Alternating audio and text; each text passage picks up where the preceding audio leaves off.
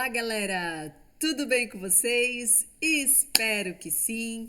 Estamos aqui para retomar o nosso Clube do Livro 2023.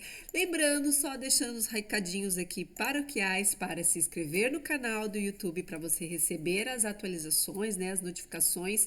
Quando tiver vídeo novo, ativa o sininho então para receber as notificações. Se você está gostando do conteúdo do que eu produzo, por favor, curta, compartilhe, me ajude nesse engajamento e principalmente para a gente continuar, né, fazendo vídeo e construir a nossa melhor versão juntos, que esse é o objetivo.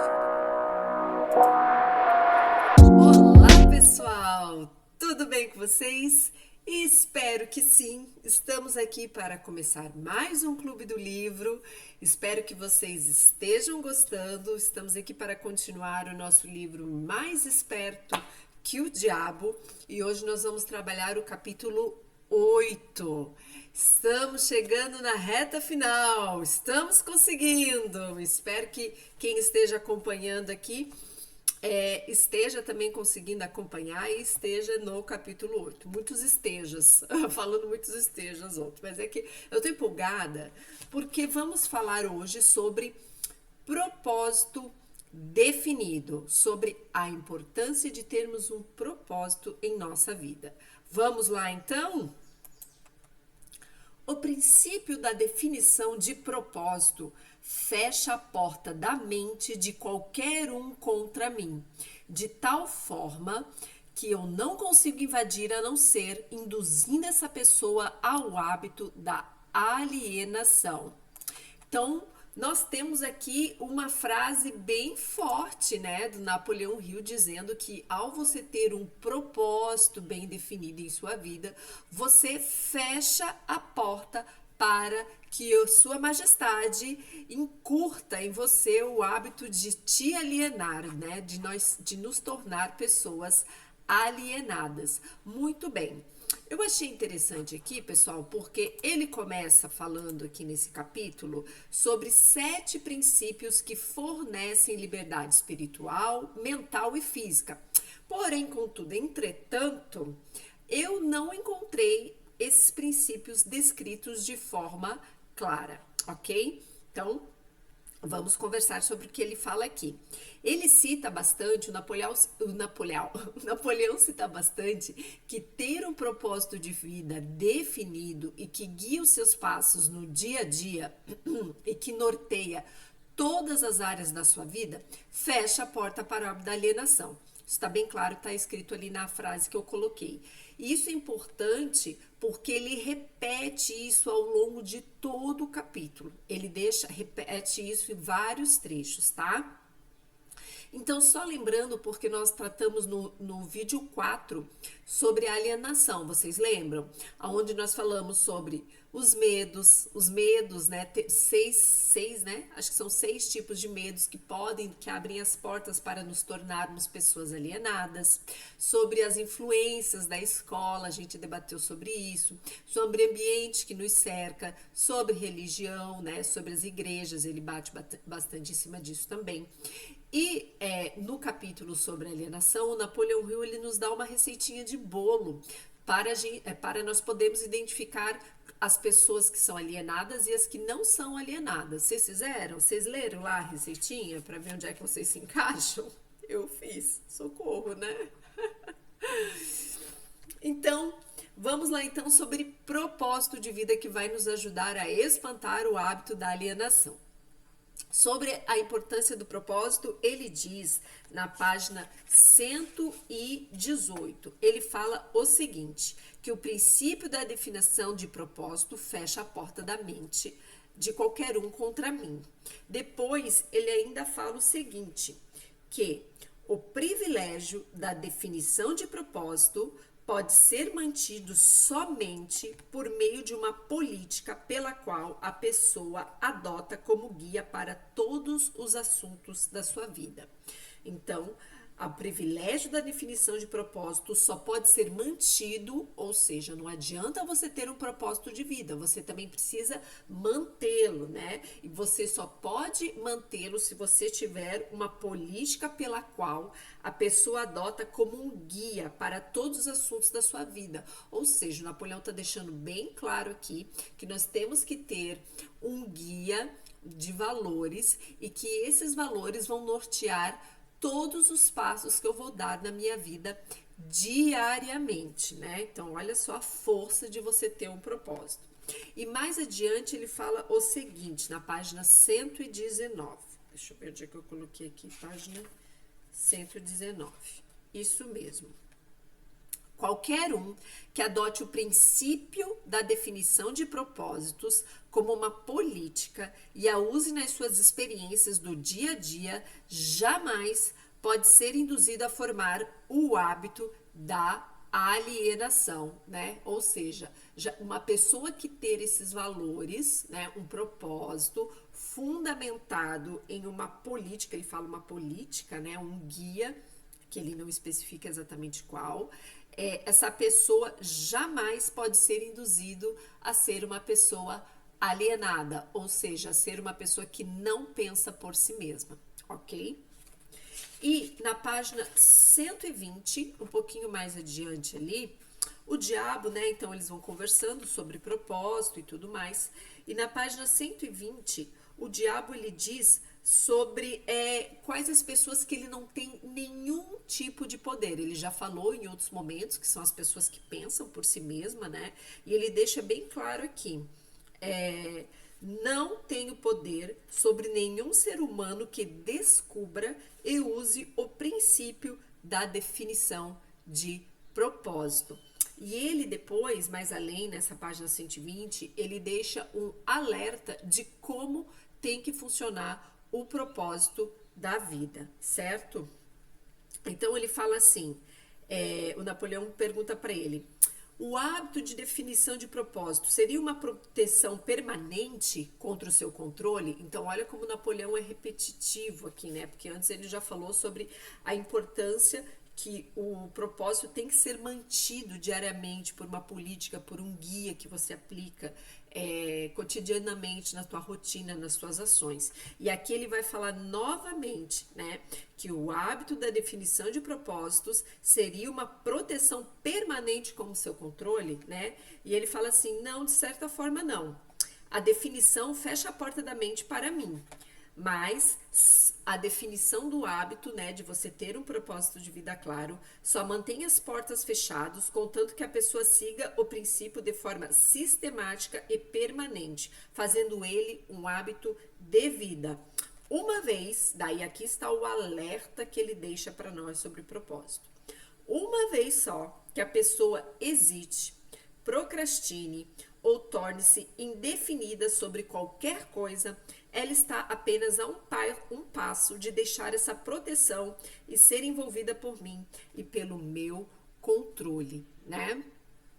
Então, sendo o hábito de definição de propósito uma proteção permanente contra o controle do diabo, ele pode ser, né, permanente, desde que a pessoa siga os seus princípios de forma sistemática, né? Fazendo do hábito de ter um propósito de vida uma constância, ou seja, nós precisamos ser vigilantes diariamente. Então você foi lá, cumpriu o teu dia, bateu a meta, fez as tuas ações conforme os seus propósitos, conforme os seus valores, o seu guia, né, traçado, bateu a meta, foi dormir no travesseiro, acordou, acende o alerta, porque tem que começar tudo de novo. Novo dia, começa tudo de novo. Então a gente vê aqui, o Napoleão não fala, mas que está muito arraigado na questão de manter um propósito de vida, né?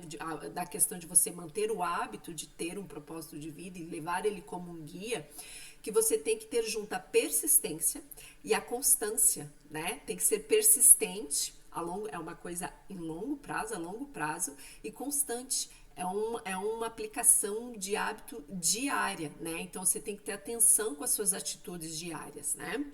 Caso contrário, a porta para a alienação de sua majestade será aberta, tá ok? E depois, mais adiante, na página 122, ele fala sobre duas questões que eu achei interessante ele ter abordado aqui. Ele fala que tudo em excesso tem que ser avaliado, porque certas coisas em excesso podem levar ao ritmo hipnótico e à perda de propósito. E sobre isso ele dá um exemplo. Ele fala sobre o hábito de cultivar amor e medo em excesso. Então ele coloca aqui, ó. Você pode ficar surpreso de saber que o amor é uma das minhas iscas mais efetivas. Mostre-me aquilo que uma pessoa mais ama e eu terei a chave para saber como essa pessoa pode ser induzida a alienar-se até o ponto de eu fisgá-la com um ritmo hipnótico. Amor e medo combinados, lá na alienação a gente falou sobre os medos, né?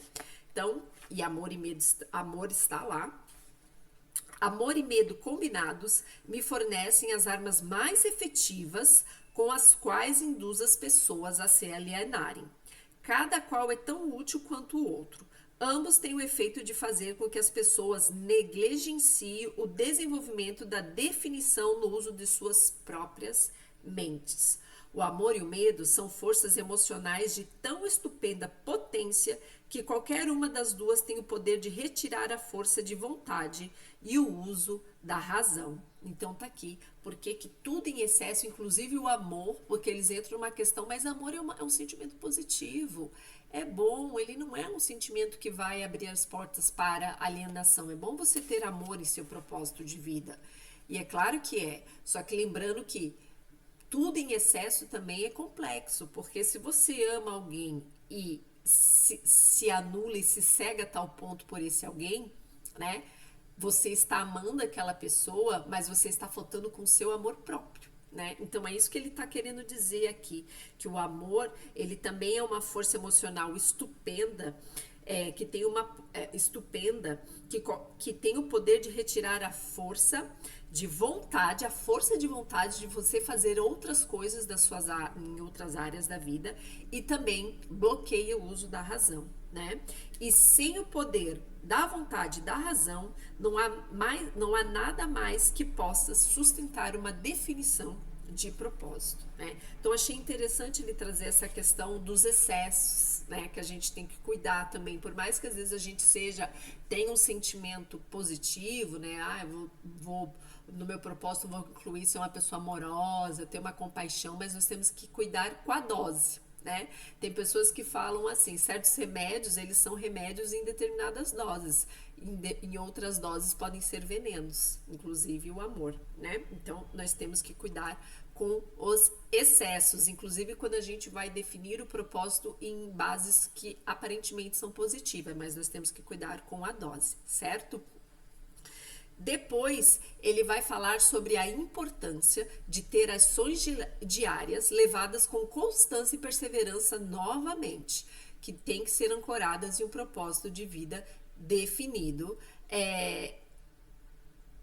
E por que disso? Porque você tendo isso bem definido e um propósito de vida bem definido e que ele norteia as suas ações diárias, ele diz que quando nós tivermos reveses ocasionais, que isso faz parte da vida, a gente vai dar aquela balançada do nosso caminho, mas a gente vai continuar no caminho. Então, na página 123, ele fala o seguinte: as pessoas que são definidas, tanto em seus planos quanto em seus objetivos, aceitam derrotas temporárias. É aquela balançadinha que eu falei para vocês. As pessoas que têm esse propósito definido aceitam derrotas temporárias como sendo um sinal para que façam um esforço maior. Você pode ver por si mesmo que esse tipo de política está fadada a ganhar se for feito com convicção. Quando os planos falham, ela os substitui por outros, mas ela não muda o seu propósito, ela persevera. Eventualmente, ela encontra um plano que será bem sucedido. Ou seja, a importância de ter um propósito é você não estar à mercê do caos, que a vida é cosmo e caos. Muito mais cosmo, eu acredito, mas ela também tem caos, né? Só que às vezes, se você não sabe onde você quer chegar e se você não tem um propósito muito bem definido, qualquer rasteira que a vida vai dar, e às vezes é isso, né? As pessoas às vezes acham assim, vou fazer um parênteses aqui, isso não está no livro, é uma consideração minha, que eu já falei sobre isso em outros anos do Clube do Livro, né? Que às vezes as pessoas acham que, eu sou uma pessoa boa, coisa ruim não vai acontecer comigo. Entretanto, contudo, porém, eu acredito, né, e seguindo uma filosofia estoica, que as coisas ruins e boas, elas acontecem, elas são inerentes à vida, né? Independente se você é uma pessoa boa ou ruim, coisas ruins às vezes vão acontecer com pessoas boas. Agora, o que muda é a forma como você vai reagir a isso, que é isso que ele está falando aqui. E isso tem muito mais impacto na forma como você vai reagir a isso se você tem um propósito bem definido, se você sabe onde você quer chegar. Porque você sabe que vão ter pedras no caminho, mas como você sabe onde você quer chegar, essas pedras vão ser degraus para te ajudar a alcançar lá. Opa, caí aqui, mas eu vou continuar porque eu sei onde eu quero chegar. Agora, se eu não sei onde eu quero chegar, qualquer lugar serve. Lembra do gato falando com a Alice no País das Maravilhas? Se eu não sei onde eu quero ir, qualquer caminho serve, ok? Então, isso é um ponto bem importante que ele fala da importância do propósito e por que algumas pessoas conseguem ou não, né? Então ele fala aqui, porque as pessoas aceitam que as derrotas não são permanentes, as pessoas que têm um propósito definido.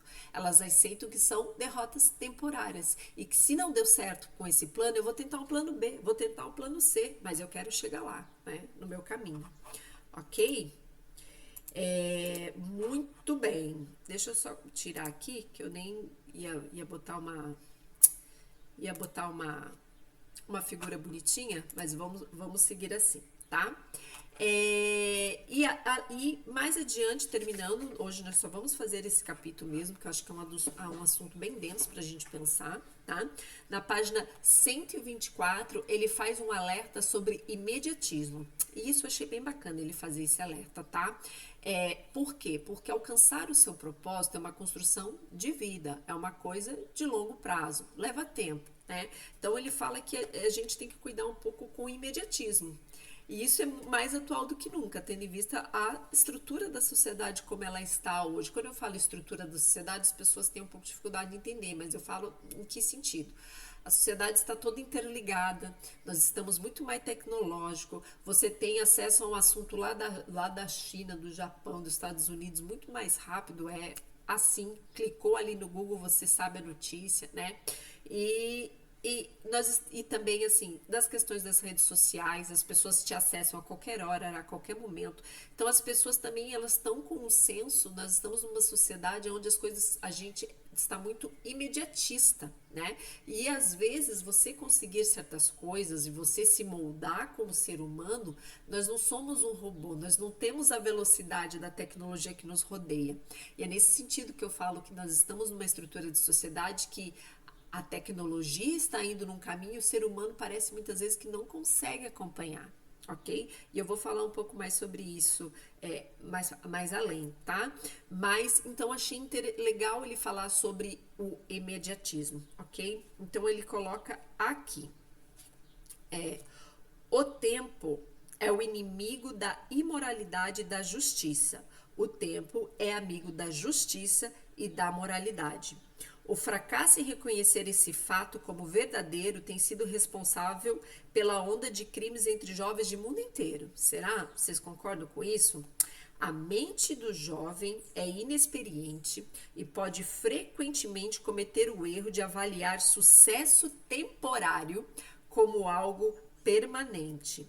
Os jovens frequentemente cometem o erro de cobiçar os ganhos temporários baseados em planos injustos e imorais e negligenciam olhar à frente e observar as penalidades que sempre seguem, exatamente como a noite segue o dia. Então ele falou da necessidade do seu propósito estar alicerçado em moralidade e justiça, das pessoas acharem que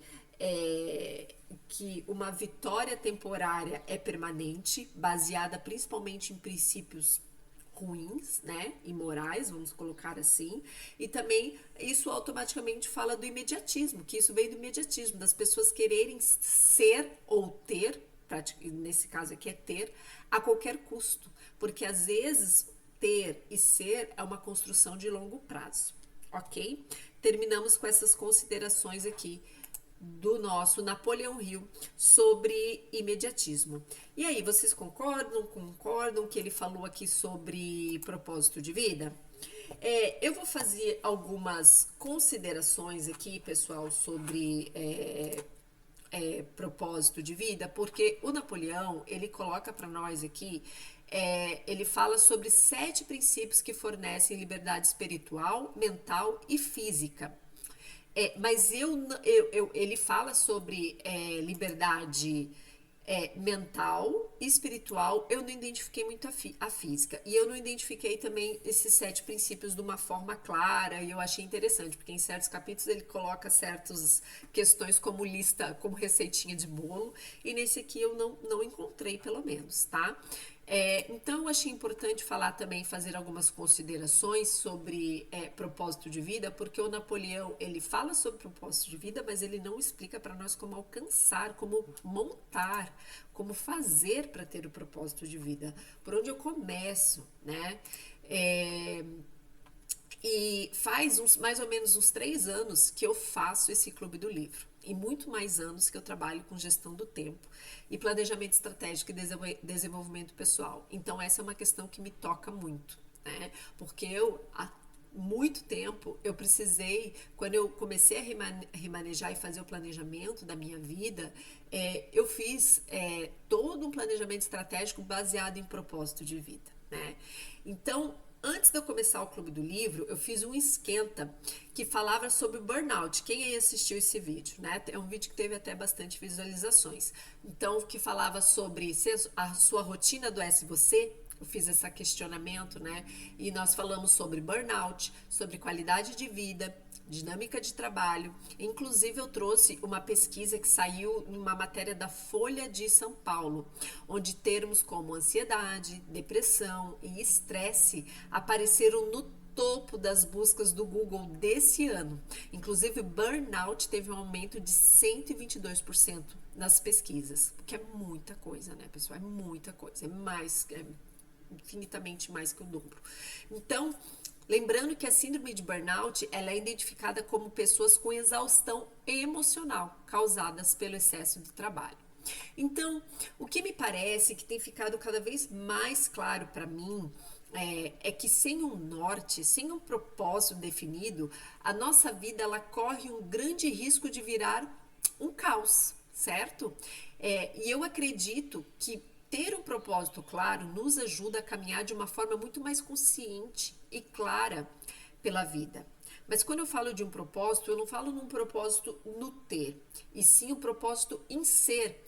Em que tipo de ser humano eu quero deixar, que tipo de ser humano eu quero ser no final da minha vida, que tipo de pessoa eu quero ser para a sociedade. Até porque, se você procurar aí na internet, você vai descobrir que somente ter, eu almejar o meu propósito, definir o meu propósito em ter coisas sem o ser, não é garantia de termos uma vida feliz. Muitas vezes as pessoas colocam metas, elas falam assim, ano que vem eu quero ter um carro, quero ter isso, eu quero ter aquilo.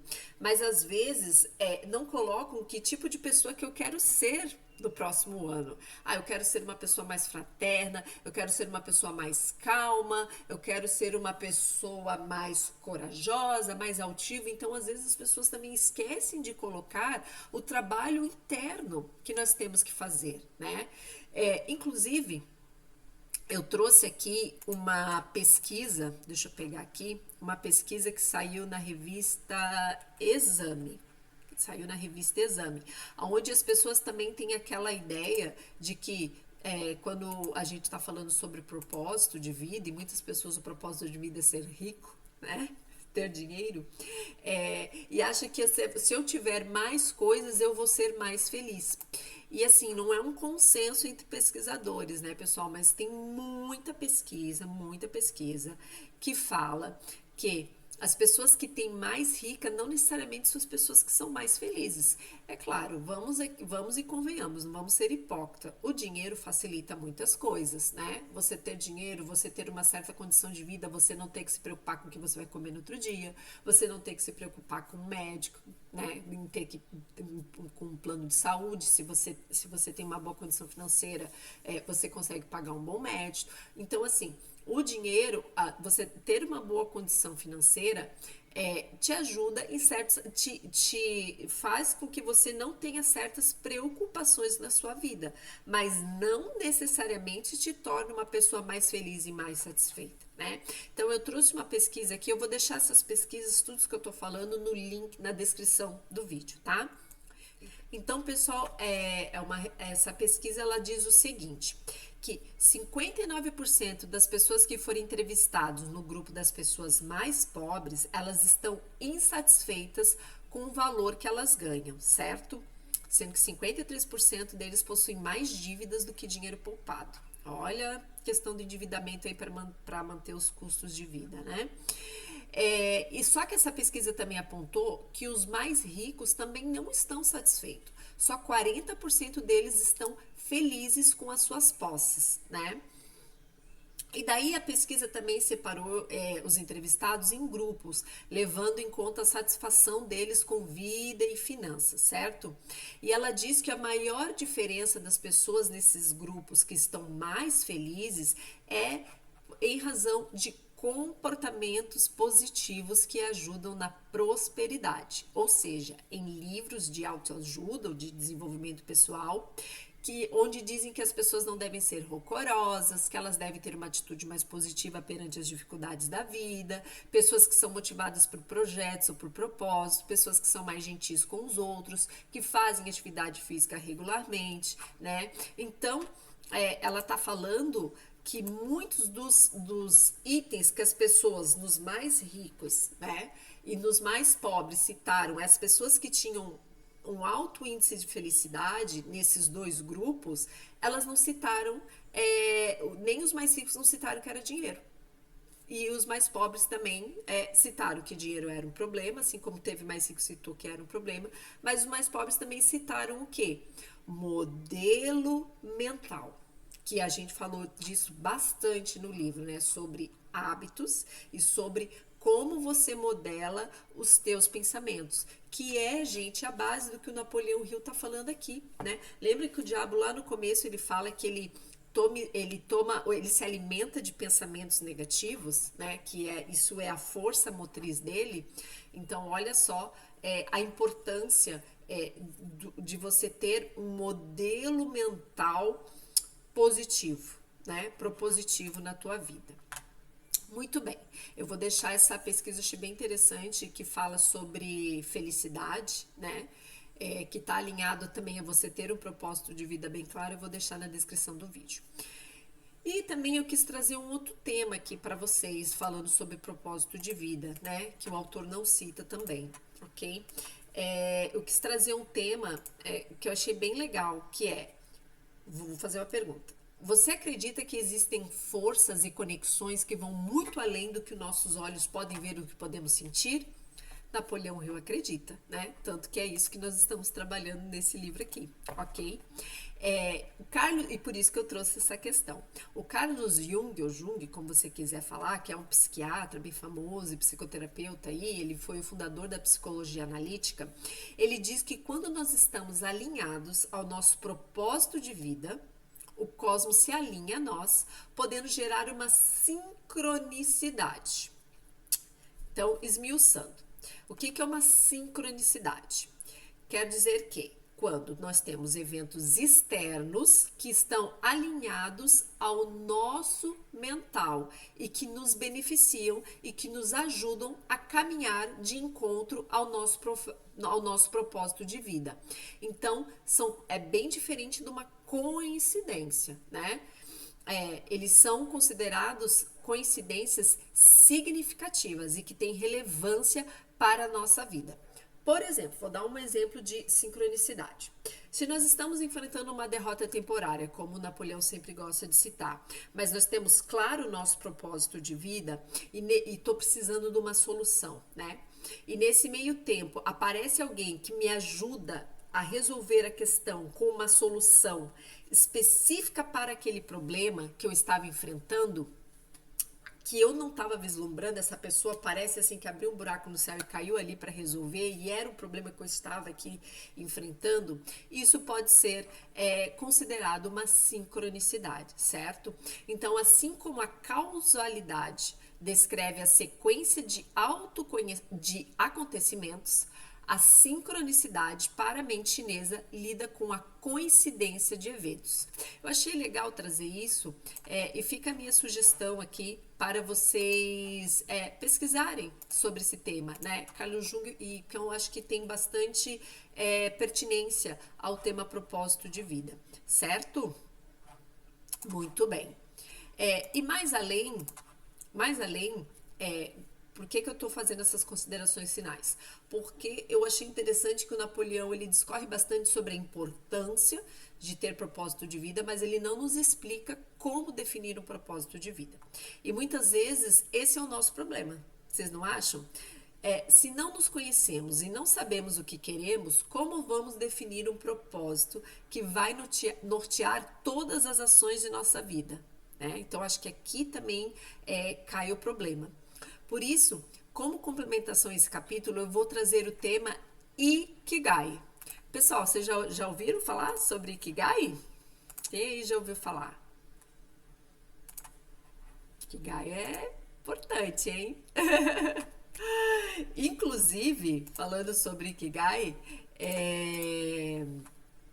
eu trago, fazendo um merchan aqui, Ikigai é um tema que eu trago no meu curso Seja um Governante do Tempo, que está no Hotmart. Inclusive, a gente fala sobre definição de propósito de vida, tá? Então, pessoal, o Ikigai ele é uma filosofia de vida que veio lá da ilha de Okinawa, no Japão, que é uma ilha no qual as pessoas vivem em média de 100 anos. E é o que é o mais importante. Essas pessoas vivem com um alto nível de propósito e felicidade. E essa filosofia, considerada uma filosofia, ela tem chamado a atenção porque ela representa um caminho para a felicidade e propósito, independente de qualquer religião ou crença que você tenha, tá?